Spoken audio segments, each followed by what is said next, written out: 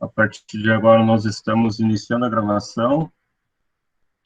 Eu saúdo todos os participantes e dou bom dia ao nosso professor visitante, professor Dr. Alberto Henrique Nava Garcês. Em primeiro lugar, me gostaria de dizer sobre nuestro honor de recibirlo incluso virtualmente en nuestro grupo de estudios en Sociedad, Internet y Derecho del programa de posgrado en Derecho de la Universidad de La Salle. Perdóeme mi portuñol, profesor, pero vamos tentar nos comunicar. Segundo, permita-me apresentar a nossos membros e debatentes, entre eles a nossa coordenadora de maestria e doutorado em Direito, a professora Renata Almeida da Costa. Nosso convidado de hoje é maestro e doutor em Direito por la Universidade Nacional Autônoma de México, la UNAM, ambos os grados com menção honorífica. Tem o diploma, el laudo, doctorado por el Berkman Center of Internet Society at Harvard Law School, da Harvard, em 2006. Atualmente é consultor em matéria de amparo penal em el despacho del Dr. Ricardo Franco Guzmán, professor por oposição de Direito Penal em la UNAM, professor e investigador do Instituto Nacional de Ciências Penales e na CIP.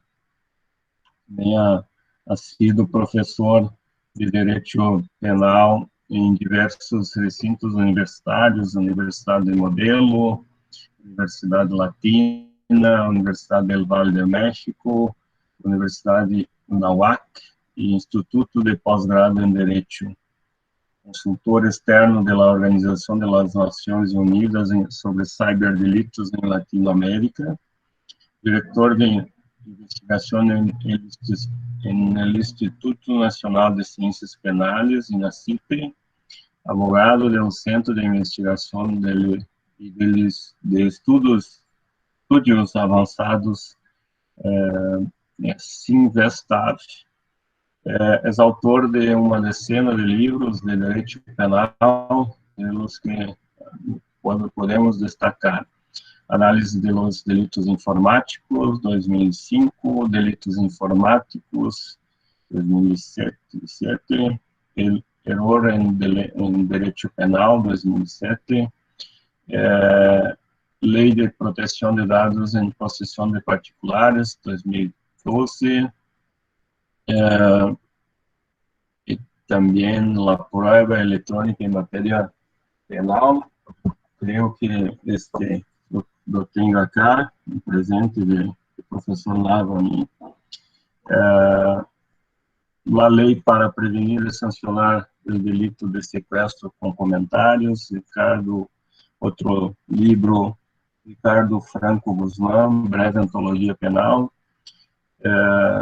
todos de la Editorial Porua, outros livros, O Penalista, Compilação Legislativa em Matéria Eletrônica em América Latina, livro eletrônico do INACIP, coautor de outros diversos livros. Tenho comigo, professor Nava, também outro livro seu, Delitos Informáticos, e o Direito na Era Digital, e o livro mais recente, Ciberdelitos. Creio que há outro mais actual, Geolocalización, ¿correcto?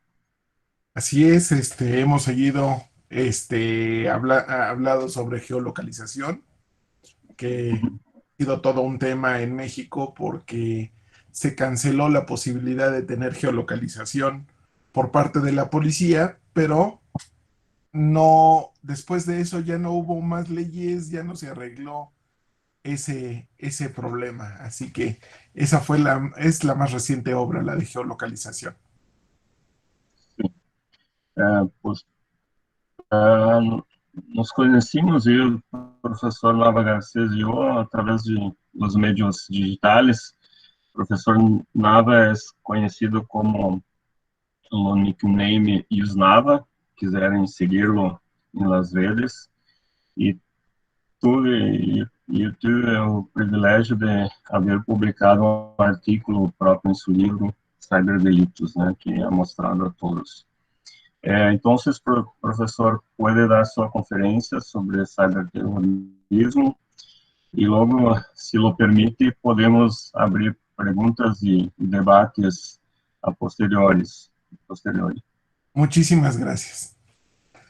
Bien, pues Gracián nos enseña que si algo es breve, es bueno, y si algo es malo, doblemente malo si es largo. Entonces, trataré de ser breve para no aburrirlos con este tema. El ciberterrorismo tiene distintos hilos para desarrollar. Cuando hablamos de ciberterrorismo, tenemos que pensar en distintos conceptos, como lo es ciberseguridad, economía,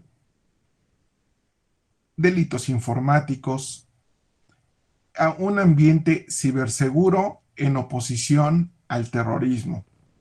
El propio Fletcher, un autor que escribe regularmente en lengua inglesa, siempre ha señalado que el delito de terrorismo es un concepto realmente indefinible, porque es un concepto de nuevo cuño. Él señala que hay tres características para el terrorismo, que regularmente cuando hablamos de terrorismo, pues obviamente nuestra mente se va a eventos tan fuertes o tan trascendentes como lo que vimos en el 9/11 o el ataque a las Torres Gemelas en Nueva York, allá en Estados Unidos, o bien el atentado del 7 de julio en Reino Unido, donde hubo varias explosiones sincronizadas, o lo que conocimos como el marzo 11 en España, cuando distintos trenes explotaron. Cuando hablamos de terrorismo, efectivamente estamos hablando de un delito de una magnitud muy fuerte que pues ha generado distintos instrumentos internacionales para tratar de combatirlo y para tratar también de combatir el financiamiento al mismo. En ocasiones se utilizan banderas religiosas para cometer este tipo de delitos, cuando pues obviamente no es parte de sus características. Cuando hablamos de ciberseguridad, en Viena, durante el año 2018, se habló que se trataba de un concepto en construcción, que la ciberseguridad realmente no tenía todos los instrumentos para crear un ambiente ciberseguro. Debemos de recordar que todo lo que tiene que ver con Internet tiene que ver esencialmente con una cuestión cultural. Muchos de los que estamos dentro de la red, pues vamos conociendo sus bondades, va mejorando la calidad de nuestras vidas, nos acerca, como en este caso, como en este momento, pero también pues tiene otro tipo de peligros, otro tipo de usos indebidos que hacen que las propias autoridades a veces se vean rebasadas por los hechos. Cuando les digo que en 2018 en Viena nos reunimos para hablar sobre ciberseguridad, pues lo sorprendente era que todavía se trataba de un concepto en construcción. No es un concepto o no es un ambiente que carezca de leyes, porque en ocasiones, a veces de lo que hemos pecado es de hacer muchísimas leyes, de tratar de resolver todo a través de la ley, y a veces tenemos el problema de tratar de resolver un problema global con soluciones regionales o locales. En el caso de México, tenemos un gran problema. Tenemos el hecho de contar con 32 códigos penales distintos. Entonces, esa diseminación, esa dispersión, hace que los problemas no se resuelvan correctamente. Ya entraremos al caso o al ejemplo de lo que pasó en México en un estado cuando se trató de regular el terrorismo a través de un código penal. Bien, como les decía, cuando hablamos de ciberseguridad, digo de ciberterrorismo, pues podemos imaginarnos el hecho de tener tres círculos o cuatro círculos en los cuales en el primero vamos a tener la ciberseguridad y vamos a tratar de irlo empatando con el terrorismo. Abajo tenemos otro círculo que tiene que ver con la economía y por el otro lado otro círculo con los delitos informáticos. Esos cuatro círculos aparecen precisamente en el libro de ciberdelitos a que hacía referencia mi colega Emerson, donde se señalan precisamente esos cuatro círculos que chocan, que se establecen, y cuando tenemos ciberseguridad y economía juntos, tenemos un ambiente ciberseguro. Es a lo que se aspira en cualquier parte, en cualquier región. Cuando hablamos de un ambiente ciberseguro, significa que técnicamente está a prueba de ataques y que legislativamente está debidamente protegido o está debidamente prevenido cualquier hecho que pudiera poner en riesgo ese ambiente ciberseguro. Pero cuando terrorismo y ciberseguridad chocan, pues obviamente se genera lo que conocemos como ciberterrorismo. Ese punto es donde el terrorismo encuentra una beta más, un medio electrónico en el cual, por lo pronto, por ejemplo, en México, no tenemos contemplada un tipo penal que tenga que ver con las cuestiones electrónicas.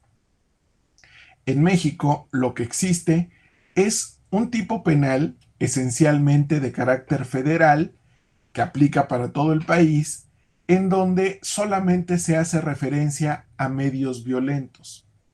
Causar temor en la población a través de actos violentos y en los cuales pues se establecen explosivos, bombas, etcétera, pero ninguna referencia hace o se hace a las cuestiones electrónicas. Y eso se convierte en un gran problema, porque significa entonces que nuestra legislación está carente de esa actualización tan necesaria. La tecnología por sí misma, por su propia naturaleza, no es violenta, así que solo se convierte en violencia cuando se avienta el celular o cuando se avienta la máquina en sí, pero de ahí en fuera no es un instrumento violento el uso de las redes ni nada por el estilo. Que se puede causar temor, que se puede causar pánico en la población, sabemos que sí. Vivimos en un tiempo en lo que conocemos como fake news, vivimos ahorita en un tiempo de encierro por esto de la pandemia, en donde pues las noticias llegan de distintos lugares y pueden causar esa desinformación, un temor en la población no imaginado. En México, precisamente con el tema de coronavirus, del COVID-19, tenemos el caso de que en distintas poblaciones se manda el mensaje de que la policía va a, en lugar de a sanitizar, a limpiar los lugares, lleva los virus. Entonces hace que la población se ponga muy nerviosa y ataque a la policía y no deje entrar a los equipos sanitarios. Vaya, este tipo de desinformación puede ser verdaderamente peligrosa. pone en riesgo no solo la salud de la población, sino pone en riesgo la integridad de los policías o del personal que trata de limpiar la población o que trata de sanitizar. Así que nos damos cuenta que el medio electrónico, que parece tan inocuo, que parece no generar ningún daño, pues puede ser muy peligroso en un uso indebido. Bien, cuando hablamos de economía, ese círculo que habíamos dejado abajo, y delitos informáticos, la cuestión es cuando estos dos círculos se encuentran, pues nos damos cuenta que el delito informático incide o pega en la economía nacional. ¿Y a qué nos referimos? Esencialmente a la piratería. Todo este tipo de cuestiones que por un lado tenemos el medio electrónico y por el otro lado la economía del país. Bueno, cuando chocan estos, nos encontramos con este tipo de conductas. Ahora bien, si hablamos de que ya habíamos hablado por un lado que ciberseguridad y economía juntos daban un ambiente ciberseguro, por el otro lado, cuando juntamos terrorismo y delitos informáticos, cuando se juntan, pues se convierten realmente en algo verdaderamente peligroso, porque abren el nicho para la delincuencia organizada, abren el nicho para una red como la Deep Web, abren muchísimas posibilidades nocivas contra la economía o la estabilidad de un país. En ese sentido, pues nos damos cuenta que esos círculos deben de mantener un determinado equilibrio, tanto en el aspecto técnico como en el aspecto legislativo, para evitar precisamente esa desestabilización a nivel estatal. Bien, cuando hablamos precisamente del ciberterrorismo, los primeros objetivos que van o que se tratan de inutilizar es a través de ataques en contra de sistemas informáticos. Les voy a contar un secreto que va a quedar entre nosotros. En México, uno de los grandes casos de éxito por los cuales no somos objeto de ciberterrorismo, no es para que nos copien, es porque estamos desconectados. Entonces, si tienes un ambiente desconectado, no tienes de qué preocuparte. Si no tienes equipo de cómputo, pues no te tiene que preocupar tanto el ciberterrorismo.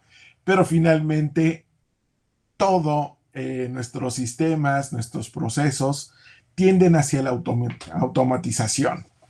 Cuando hablamos, por ejemplo, de ese ambiente ciberseguro en el que viven los ingleses, pues se dan cuenta que es una ciudad sobrevigilada, que hay muchísimas cámaras, pero aquí entre nos sabemos que no hay tanta policía como parece, que la gente crea una imagen o un ambiente de ciberseguridad por el hecho de sentirse vigilados, protegidos y demás, cuando en realidad todos esos procesos están automatizados. Pero ¿qué pasa, por ejemplo, con el ataque WannaCry? Me imagino que lo recuerdan. En ese momento, Inglaterra demuestra que tiene ciertas debilidades. Si le alteran los semáforos, si le alteran las comunicaciones entre hospitales, si los ataques van enfocados a comunicaciones estratégicas, pues el control aéreo, los sistemas de salud, la videovigilancia, son parte precisamente de esos puntos nodales sobre los cuales va a tender a darse ese ataque. Como les digo, en México, pues no tenemos ni tanta videovigilancia, no tenemos a los sistemas de salud interconectados y pues las comunicaciones estratégicas las tenemos tan diseminadas y tan desconectadas a veces que pues un ataque ciberterrorista podría ser más bien focalizado más que generalizado como ocurrió con el WannaCry en Europa o en Estados Unidos. Eh, Cuando se habla precisamente de ciberterrorismo y entrando a ese punto, pues nos damos cuenta que hay armas que se controlan a través de sistemas interconectados y eso puede ser algo verdaderamente peligroso. La georreferenciación de vehículos o la georreferenciación de aeronaves que funcionan a través de este tipo de sistemas automatizados, pues nos ponen precisamente el punto clave o el punto para preocuparnos. Si bien México en la parte de tierra no tiene tantos problemas por estar desconectado, el problema es que sí tenemos muchísimos aviones en nuestro espacio aéreo, como lo puede tener Brasil, como lo puede tener Estados Unidos, y en ese sentido es de mucho cuidado mantener ese tipo de comunicaciones a salvo de cualquier clase de ataque, de cualquier clase de interferencia. Bien, el punto no acaba ahí.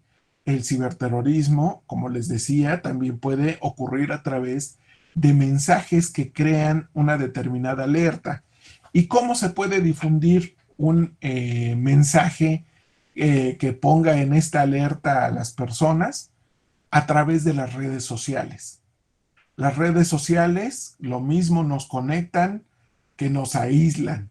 Entonces, es de mucho cuidado cuando los mensajes están orientados hacia un punto donde las personas queden desinformadas o se les aliente a la violencia.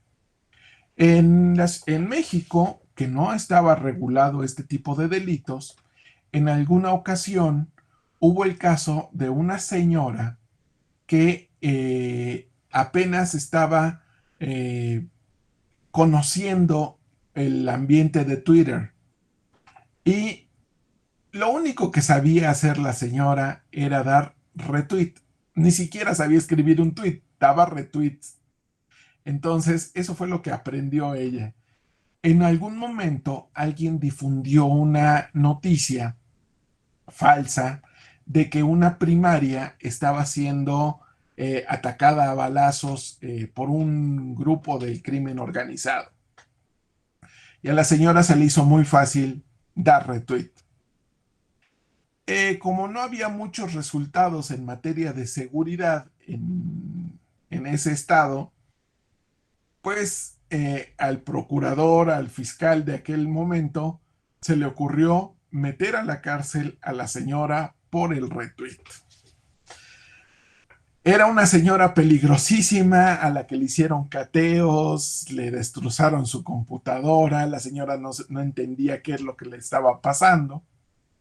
Y la cuestión es que gracias también a las propias redes sociales se empezó a hacer mucha presión de que al crimen organizado no se le castigara o no se le persiguiera, pero a una señora, a una viejita por dar retweet, sí se la cargaran y sí la llevaran a la cárcel.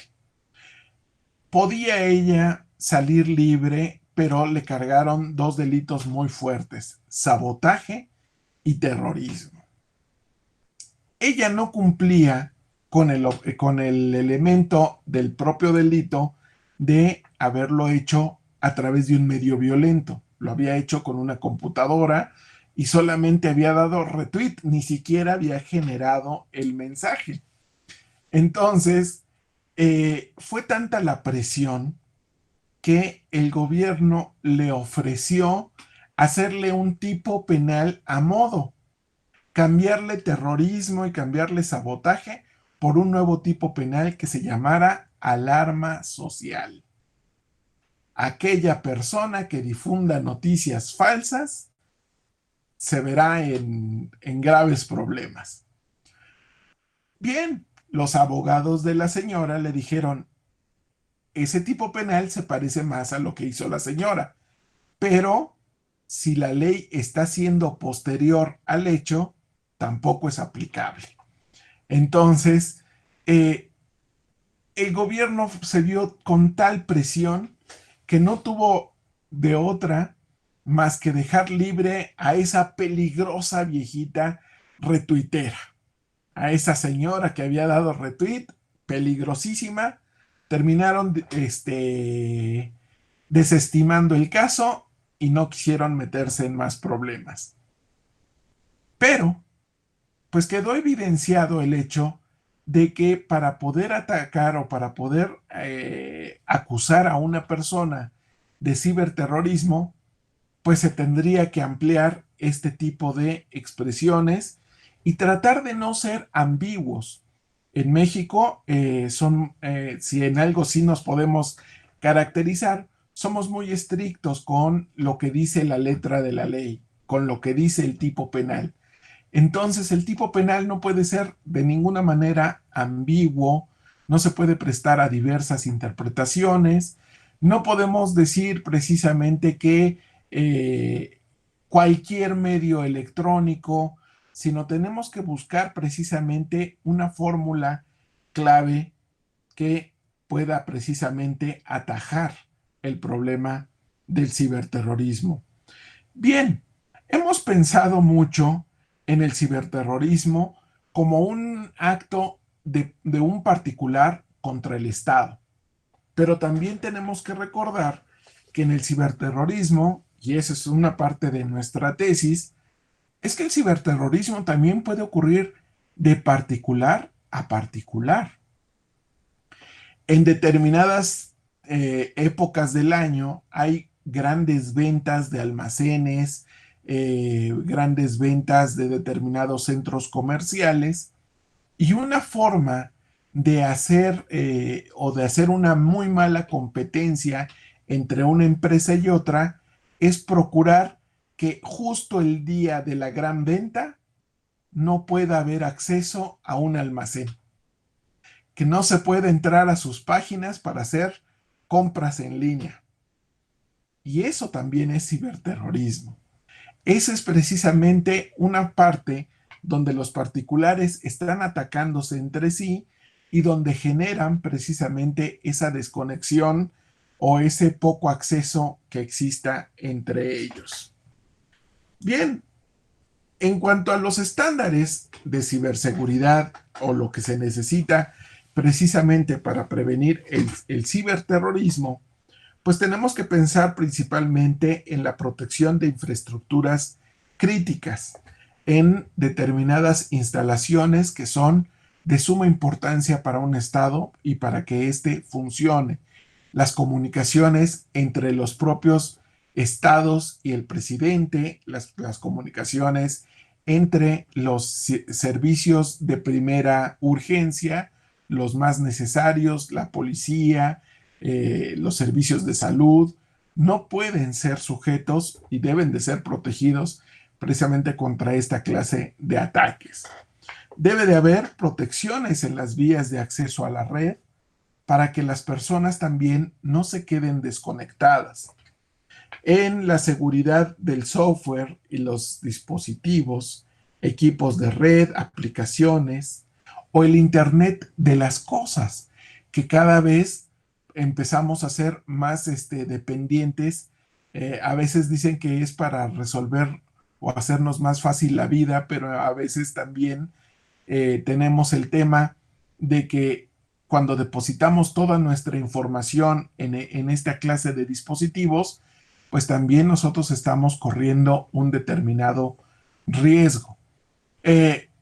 Últimamente somos muy dependientes de unas señoritas que se llaman Hey Google, Alexa, Siri, ¿no? Entonces hay que tener mucho cuidado de no llevar la fiesta en paz con ellas, porque de ellas depende nuestra agenda, nuestras imágenes, nuestra información y todo este tipo de cuestiones que hay que poner precisamente a salvo. Las Smart Home, una de sus grandes debilidades es precisamente perder el control de la propia casa por un ataque de esta naturaleza.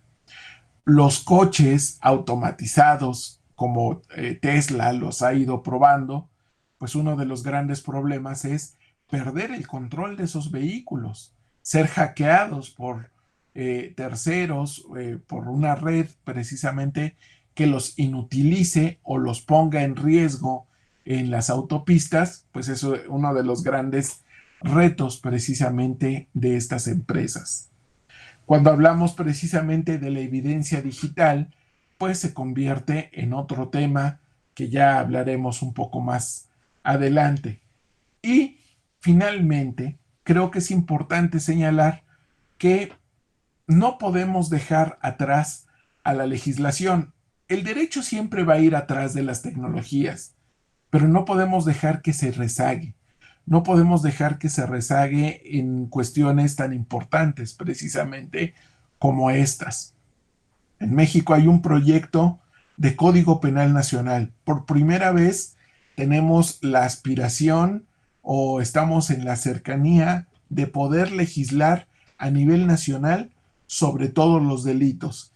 Y en particular, esto nos da la oportunidad de revisar nuestra legislación y de incorporar cuestiones tan novedosas como lo es la ciberseguridad, la economía y en particular el ciberterrorismo. Como les digo, en el terrorismo, en el financiamiento al terrorismo, tenemos también que pensar en ir fortaleciendo la cooperación entre instituciones y la cooperación a nivel internacional, precisamente porque se trata de un delito que trasciende fronteras, que se puede cometer de una entidad a otra, de un país a otro. Nos ha preocupado precisamente el tema de, pues que técnicamente estamos muy avanzados, pero legislativamente vamos un paso atrás. El ciberterrorismo es todo un tema en el cual, pues, nos urge a revisar nuestras legislaciones locales y poder conectar como lo pide o como lo solicitaba desde el 2001 el convenio de Budapest, en el cual pues se señala la obligación de contrarrestar todo este tipo de actos que pueden ocurrir por los medios electrónicos. Uno de los casos más emblemáticos cuando hablamos de terrorismo y sobre todo de la investigación del mismo, pues siempre nos va a llevar a los atentados terroristas del 11 de marzo de 2004 en Madrid. ¿Por qué? Porque gracias a eso, a los vestigios que quedaron a nivel de telefonía celular, se pudieron ir haciendo los enlaces, la conexión de cómo fue preparado este delito y cómo perseguir a los que perpetraron esta, esta gran masacre que hubo en 2004. A diferencia precisamente de lo que pasó en 2001, porque Estados Unidos tuvo muy poco margen de maniobra para conocer cómo habían ocurrido las comunicaciones entre terroristas, porque pues la mayor parte de ellos o los perpetradores también murieron en esos actos. Cuando hablamos de terrorismo, pues tenemos a veces que recurrir a la literatura y quisiera cerrar precisamente con un pensamiento que escribió Benjamín Prado respecto a los actos del 11 de marzo, en donde él termina con un poema solamente con dos frasecitas que dice: Dios elige a sus mártires, como el puñal inventa al asesino. De alguna manera tenemos que procurar evitar que haya más asesinos y más ahora que dependemos tanto de las nuevas tecnologías. Por mi parte, pues sería por lo pronto todo. Quedo a sus amables comentarios. Gracias, muchas gracias, profesor Alberto. Muy buena charla. Creo que tenemos diferenças legislativas entre México e Brasil, né? Enquanto um direito penal que é separado pelos estados, aqui no Brasil nós já temos um Código Penal que é, mas temos algumas peculiaridades como a questão de alguns tipos penais, de certa forma, que têm conceitos e verbos ambíguos, como o senhor mencionou. Mas eu não quero antecipar nenhum debate aqui. A professora Renata está agradecendo pela sua participação também. E eu vou passar a palavra ao nosso estudante de maestria, Guilherme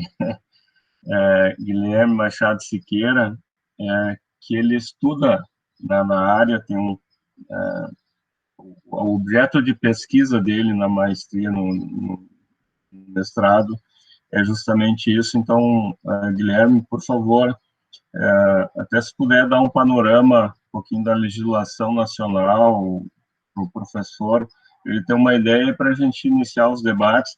Você está aqui, nós temos a presença, o professor Nava, mencionei lá no início, de policiais, nós temos um delegado de polícia que é o Mauro Rodrigues, que é chefe da inteligência do Tribunal de Justiça de Santa Catarina, e além de outros policiais que nos acompanham aqui também, debatedores da Universidade da Uniriter, da Universidade La Salle, se eu não mencionar alguém aqui, mas da Universidade Federal de Santa Maria, vejo aqui o João Pedro também acompanhando. Então, nós temos pessoas de vários locais aqui do Brasil entre os nossos debatentes, né? O professor Nava está colocando aqui o site dele, né, que tem todas as indicações bibliográficas, os livros dele, para que vocês possam dar uma pesquisada. Guilherme, por favor. Bom dia a todas e todos. Buenos días, profesor Alberto.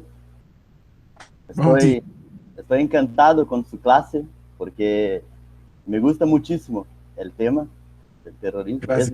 Es mi tema de investigación y es un tema muchísimo nuevo para nosotros porque tenemos una ley nueva y también la manifestación del fenómeno no es algo típico para nosotros.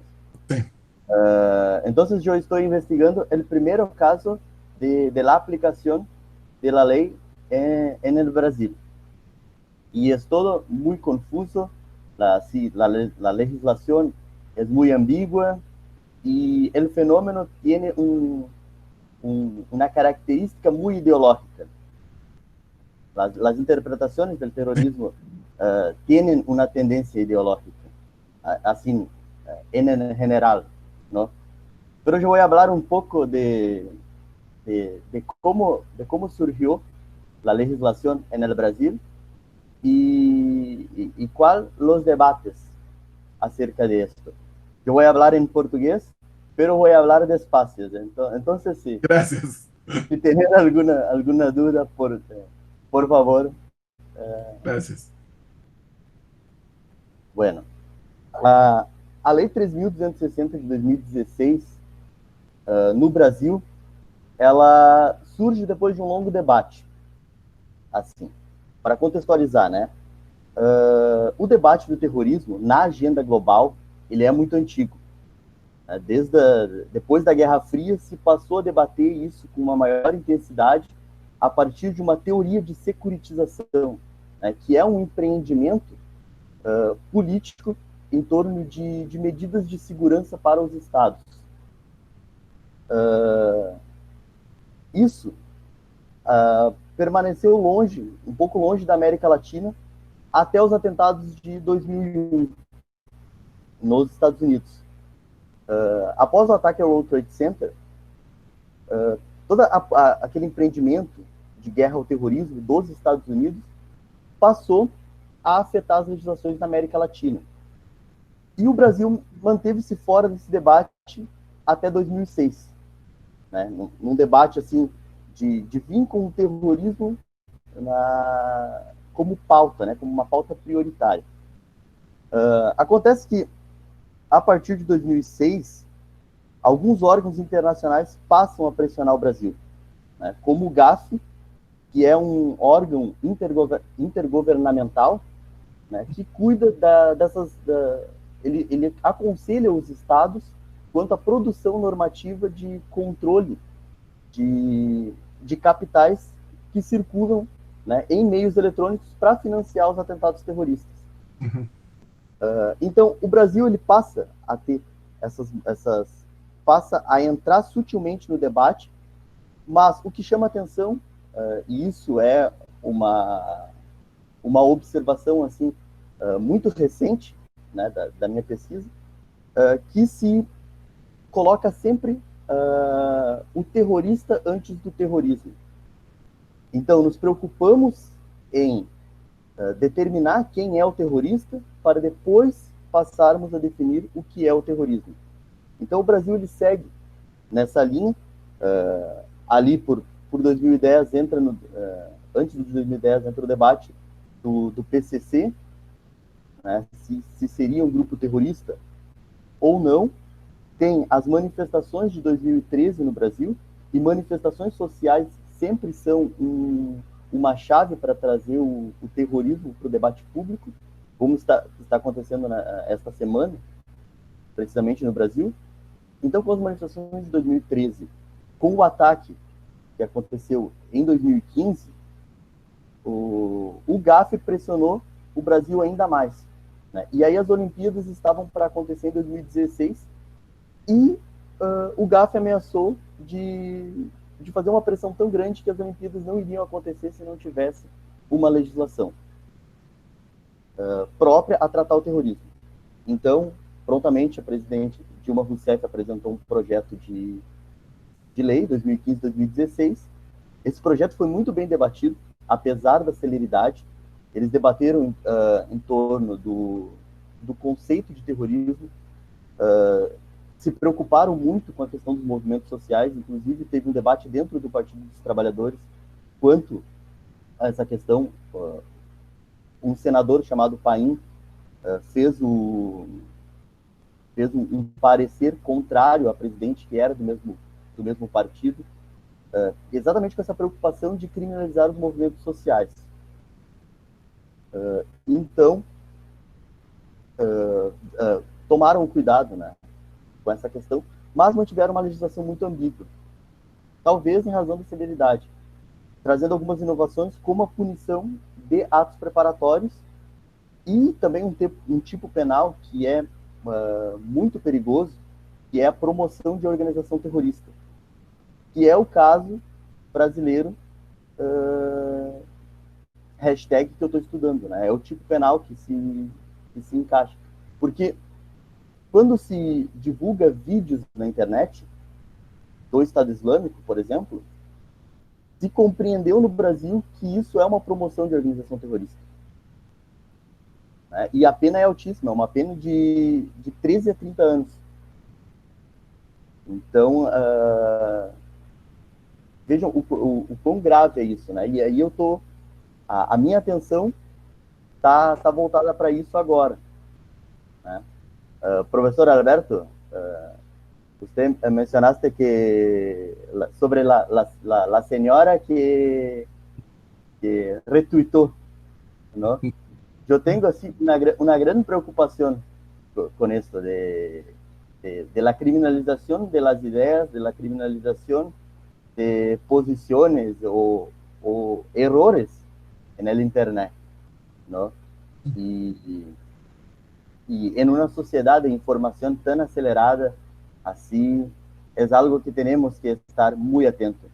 En el Brasil, ahora, el domingo el presidente Trump mencionó que el grupo Antifas sería considerado terrorista, ¿no? Y en el Brasil, el lunes, ya tenemos un proyecto de alteración en la legislación para incluir el grupo en la ley. O sea, un enemigo específico en la legislación. Una ley especial para una persona. Sí, para una persona. Y hay todo debate en torno de la criminalización del comunismo. Es algo así que tenemos que tener una atención muy especial. Pero el ciberterrorismo para nosotros es algo así que no conocemos. No tenemos la experiencia de un ataque de um ataque grave por meios eletrônicos, que cause medo, que tenha um pânico social, ¿no? Pero vamos assim aprender com vos. No sé de cuándo es la legislación mexicana. Aquí la cuestión es la siguiente. Por ejemplo, Gafi no nada más presiona a Brasil, Gafi presiona a todos los países posibles. A México le metieron tanto miedo con los recursos virtuales, con las monedas, las criptomonedas. Hablemos, por ejemplo, de Bitcoin, que es el más famoso. De tal manera que la ley de fintech, para las fintech en México, abarcó todas las posibilidades de lo que pudiera pasar con las monedas y demás, de modo tal que prácticamente si se aplicara, sería realmente muy difícil o muy complicado contar con recursos virtuales, a pesar de que el recurso virtual ya está demostrado, va a ser parte del futuro precisamente de la propia economía. Controlar el recurso virtual para el financiamiento del terrorismo, pues se va a convertir en también parte de las asignaturas de esto. En tratándose del caso de hacer leyes de terrorismo contra grupos en particular, contra personajes que tengan que ver con una vertiente, pues lo único que hacen es precisamente que sean leyes por demás inconstitucionales, se trate del país que sea. Y afortunadamente siempre quedarán las instancias internacionales para remarcar ese punto. Realmente no hay que desviarse precisamente que el ciberterrorismo es ese ataque que se puede dar de un particular contra el Estado, de un Estado que financie determinados actos de manera simulada para no aparecer como el autor, y porque cuando ya hablemos de un Estado que se lance en ataques contra otro, pues ya estamos en una antesala de algo que se llama ciberguerra, y ahí el derecho penal definitivamente ya no tendría nada que hacer salvo el derecho penal internacional, ¿no? Y eso donde esté aplicado o donde esté asumida la jurisdicción del Estatuto de Roma, que es casi en ningún lado, ¿no? Por ejemplo, China no entra en ese tipo de tratados. La cuestión es, ni Estados Unidos, lo que es más preocupante, ¿no? O sea, Estados Unidos nos presiona a que firmemos Budapest, por un lado, pero él no lo firma. Él nos arroja a que firmemos una Corte Penal Internacional, pero ellos no lo firman. Para sus soldados buscan la exención de esa jurisdicción. El ciberterrorismo, estamos en el umbral, estamos comenzando a conocer cuáles son los efectos, y creo que los nativos digitales encontrarán mejores soluciones que hacer leyes específicas.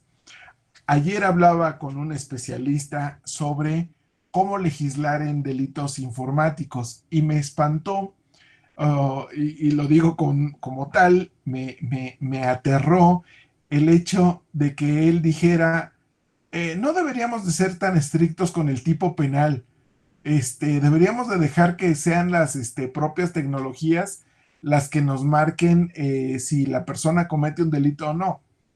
No, no se puede. El derecho penal tiene que ser estricto porque es lo que nos garantiza o es lo que limita que el Estado no realice actos arbitrarios en contra de las personas. Así que tendremos que seguir con ese doble ámbito. Tratar precisamente de que la tecnología se combata en primer lugar con tecnología, porque si no, nunca vamos a alcanzar el caso de la legislación a las tecnologías. Y en segundo, pues que las leyes sean estrictas, concretas, sobre todo concretas, para poder precisamente tener un marco legal eficaz un marco legal que además podamos aplicar de un país a otro. Si ambos estamos interesados en que no haya financiamiento al terrorismo, lo menos que esperamos es que ambos países o todos los países cuenten con una legislación que no tenga lugar a dudas o que no sea de dudosa constitucionalidad. Perfeito, professora. Guilherme? Vamos abrir para o debate, mas você quer que eu continue, que eu fale mais? Sim, não. Só queria ver se tu tinha alguma consideração complementar. Até a professora Renata colocou aqui na questão do princípio da legalidade, naturalmente, né? Ou seja, é um dos princípios que não é só penal, ele é constitucional, né? Para fins de proteção mesmo. Aí a questão da lex certa, lex stricta, né, no caso penal. Professor, aqui para iniciar o debate, até o pessoal também pode perguntar, eu vou usar um exemplo recente de legislação. Nós tivemos, em 2019, a regulamentação penal, uma instituição de um artigo do nosso Código Penal, aumentando a amplitude do caso de induzimento ou instigação ao suicídio para os casos de automutilação, ou seja, induzimento ou instigação à prática de automutilação. E o que me chamou a atenção neste dispositivo é o parágrafo 5º, que prevê a responsabilização de líder de grupo ou administrador de grupos em redes sociais. Ou seja, nós temos o primeiro caso no Brasil de uma espécie de responsabilização penal. Eu não diria que é objetiva, porque nós teríamos que comprovar a questão do dolo, mas ela está ali prevista. Então, eu não sei se é a tendência no México ou em alguns outros países, o que o senhor tem visto a respeito disto, mas nós temos, inclusive, agora projetos de lei buscando criminalizar os administradores de grupos de WhatsApp ou grupos de redes sociais, no caso de fake news. Quando, na verdade, eu concordo com o senhor, muitas das questões tecnológicas, elas precisam ser resolvidas tecnologicamente antes do direito vir a ser uma opção. E aí a gente vê isso em vários aspectos, principalmente porque a tecnologia, se for utilizada para esse aspecto, nós teremos mais possibilidade de redução de um dano que já foi praticado ou cometido do que propriamente o direito penal. O direito penal seria um contingenciamento a posteriori para fins de apurar aquele tipo de conduta. Não sei o que lhe parece a ese respecto. En México tuvimos una experiencia, bueno, ya van dos, hace algunos años, cuando hubo una alza del precio de la gasolina en México. Hubo gente que instigó a saquear almacenes. Ponían hashtag asalta un almacén, digo, ponían una marca ahí que se llamaba hashtag saquea un Walmart. Significa ir a tomar las cosas del Walmart.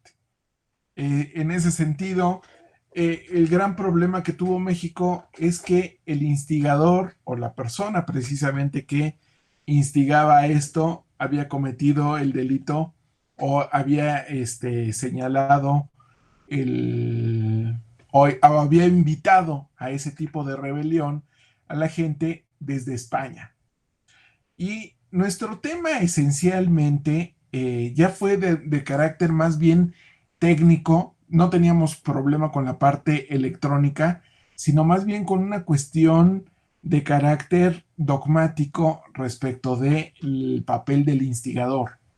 Y es que se le llama instigador o más bien se entiende que el instigador cumple precisamente con todas sus características cuando puede controlar el hecho, no cuando pierde control del mismo. En el sentido de que esta persona podía decir, saqué en un Walmart, y podía no ocurrir eso. Pero si ocurría, el problema es que ya no tenía el control para detenerlo o para poder frenar ese hecho o denunciarlo, etcétera. Entonces, prácticamente todo el tema se redujo a una cuestión netamente técnica, pero de carácter netamente penal. En ese sentido, no hace mucho tiempo, hace algunos días, precisamente con la generación de las llamadas fake news, pues el gran problema es que se incitaba a la violencia contra grupos contra servicios médicos, contra personas que traen o que sanitizan determinadas poblaciones.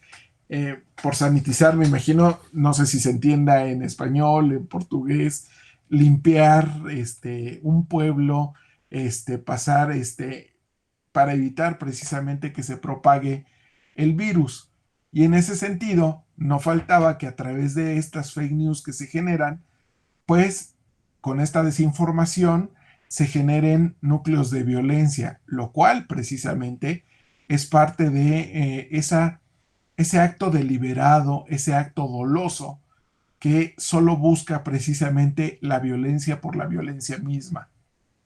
Y eso es precisamente de las cuestiones que hemos tenido o hemos tratado precisamente de afrontar con la legislación penal, precaria o no, que contábamos desde antes del hecho.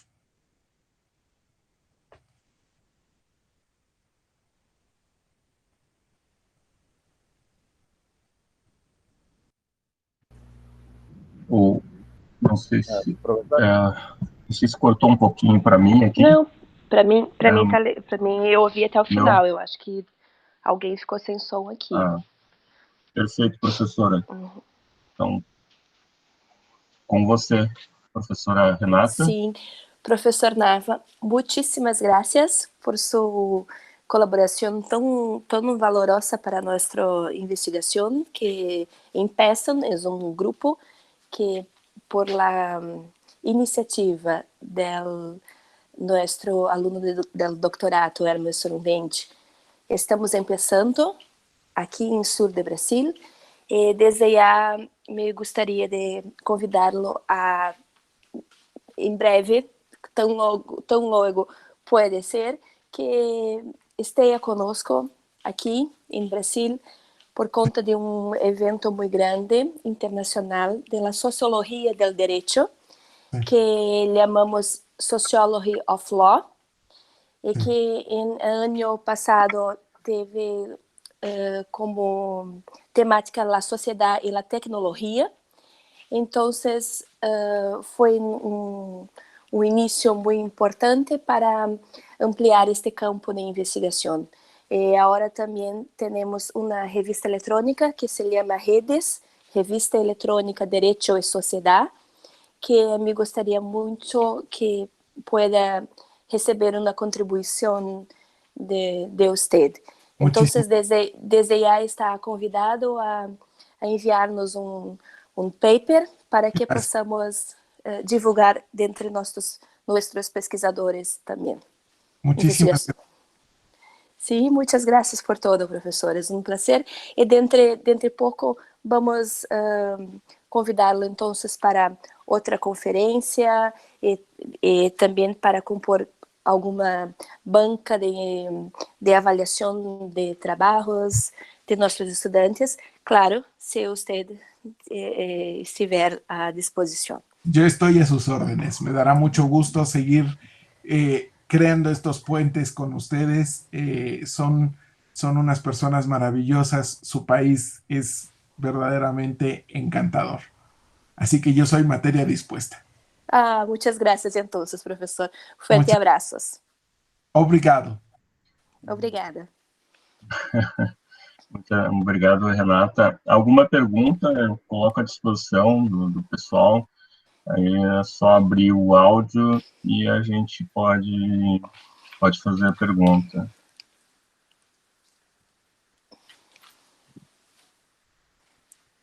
Eu acho que pelo silêncio, professor, não temos mais perguntas. Oi. Tienen mi correo, tienen mis comunicaciones, lo que necesiten, estoy a sus órdenes. Sí. Sí. Tenemos, Fala, Renata. tenemos el libro en la biblioteca, entonces vamos a tratar de hacer las lecturas y estudiar más también con usted, profesor. Gracias. Me dará gusto seguir sabiendo de ustedes. Profesor Nava, nosotros agradecemos mucho su participación en esta debate do nosso grupo de estudos, que, como disse a professora Renata, é um início. Estamos começando nossos trabalhos.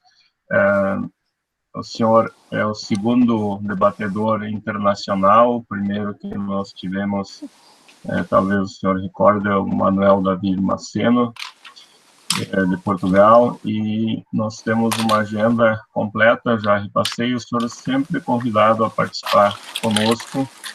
Em seguida, nós já repassamos por e-mail o seu certificado de participação hoje. Professor Renato, seu áudio está aberto. Então, muito obrigado pela sua participação, obrigado também pela participação de todos. Professor Alberto, caso queira fazer alguma consideração ainda, fique à vontade. Muchísimas gracias. Estoy a sus órdenes. Nos estamos viendo en la siguiente. Hasta otro día. Hasta outro dia. Estou interrompendo a gravação.